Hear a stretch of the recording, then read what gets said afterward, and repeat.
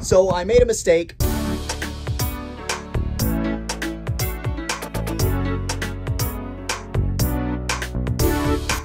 Hello everybody, Drew here, tip of the mitt flips. It's a gorgeous 50-degree day in northern Michigan, which if you don't live around this area, that is warm weather. We got about 9 orders going out today. Actually, I think it is exactly 9. Got one more, they haven't paid for it, so that is not technically an order. Because if they don't pay for a thing, they don't get the thing. For about 250 bucks. So, you know, for a weekend, that's average. We're back. We were climbing. Now we're back on track as far as sales, and I do not foresee it dipping again because I will be listing continuously at a higher rate than I was last month and the months previous. First up is 4 of the rectangular acrylic cases. 1, a 2, a 3, and a 4. I did move the box that was there holding all of them because I needed more space. That is becoming an issue. I'm running out of space. Got $39.96 free shipping on those ones.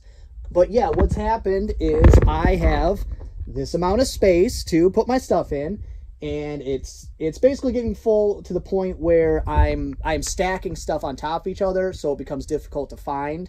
So I kind of changed my focus when I was listing this last week, and I started to say it in the last video, and then of course I had a second thought, and so I trailed off and never came back.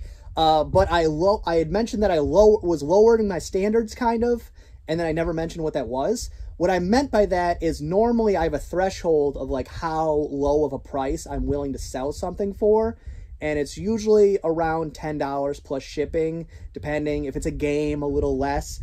But because I'm running out of space, I switched and was like, okay, I need to get listings that just, they got to be small. That was like my goal. What's the smallest things I could list? And I'll show you a couple pulls from here, what I ended up doing. Next up, we have a vintage Francoma pottery bowl.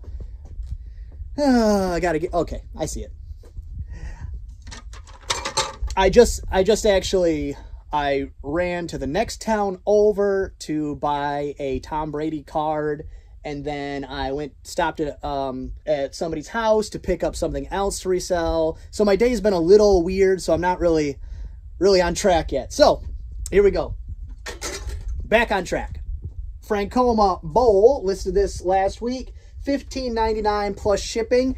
That must be going someplace pretty far because they paid $24 in shipping. That is going to Oregon. So yeah, that's going across the country. That's about as far from here as you can get. After that, 2 green Tupperware Cervelier lids. Those are right here. Boom. I'm going to keep my eye out all summer at garage sales for these. They sell well, and I got $11.99 free shipping for that. The other lids, that's actually the other thing that sold, but they haven't paid for yet, was just like the standard flat Tupperware lids. I had a lot of 5 of those, all the same size. A lot less value than those, what they call the Cervelier, with like the ridges on the top. So those ones definitely worth more, definitely worth the trouble more. After that, Price is Right handheld game, new in package. I took an offer on that, or it was because it was on sale. I'm not really sure. I ran a sale through the weekend, but one of those 2 options right there, $30 plus shipping. I paid $4.99 for that at the Goodwill. After that, glad again to see some more of these getting out of my way. I will take any price people offer me, like literally any price, as long as it covers the shipping, just because I want them gone. They're taking up space, and I want them gone. But it is Ty Beanie Baby McDonald's toys on B2, which is this bag right here, $14.99 free shipping. After that, I'm nervous about it because the way the buyer was, It was definitely their first time buying something on eBay. They even went as far as, I need a haircut. They went as far as they canceled the order because they couldn't get it to go through right, and then opened a new account. That worries me, and it's big, and it's going somewhere overseas. I have no idea. They paid $90 in shipping, so they really wanted it, but I'm not going to pull it right now because it's big. But it is that right there. That is a Klipsch, I want to say. Klipsch RC25 Black Dual 5.25 2-watt 2-way center channel speaker. I think I paid $15 for that. I got $111 plus $89.78 in shipping. They didn't pay me that $89.78. That's through global shipping. They paid me like 20 something bucks to ship it to Kentucky. So I won't make any money off that shipping outside of maybe $1 or $2 sending it to Kentucky. Overall, still, that's a good sale. It worries me. Anytime I've sold a large electronic to a foreign country, of any foreign country, I've had some kind of issue. Whether it's shipping issue or a buyer issue or an eBay issue, it seems to be a thing. So I wish me luck. After that, from the old system, got a Corning Visionware Amber 7-inch waffle bottom. I've said before, the Vision Amber sells okay. This is the waffle bottom right there. You see it's like a bumpy bottom. They call that waffle bottom. I don't think when it was made it was called waffle bottom, but that's just the name it's taken on. That with the lid, $12.99 plus shipping. But yeah, the Amber does okay. But if you get the cranberry, then it does, it's like double the price. So look out for the cranberry ones first and foremost. And then if you do get the Amber, still okay. But I'm starting to pile them up. I might not pick up any for a while. I have like that whole shelf up there, top shelf, A, B, C, D, D1 is full of those. I have multiples of different sizes. This one listed, I think on Friday, Corningware Sidekick, set of 5. And let's see what we got. I don't know why, but I've been using, I was putting where everything's located in the title, but then I was sacrificing title space. So I stopped, and there's a place where you can put in a custom SKU number, and I was like, okay, that's great. Yeah, easy peasy.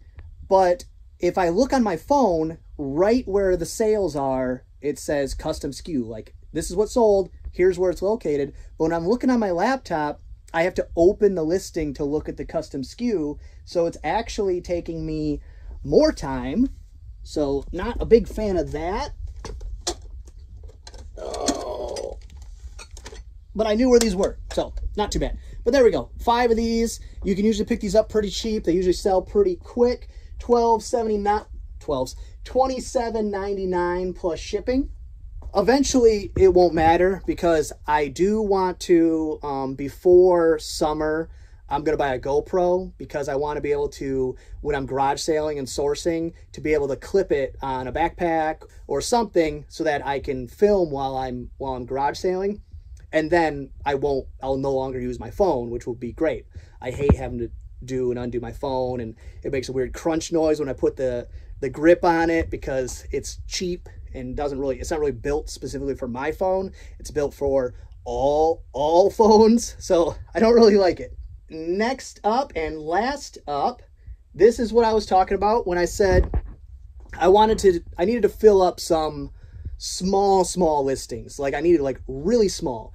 Like a lot of people deal with vintage photographs, because then in a small box, I'm showing you a size you can't see, but in like a shoebox, you could have thousands of listings as long as you have them, organized where you could find them. So that's something I needed to branch out into. So that's what I did. This box, this right here, has over 100 listings in it. This right here. And what is in it is, let me see if I can find it, individual game pieces. Now you go, Drew, what the heck? How much money could you possibly get for an individual game piece? Well, what I sold was, where's she at?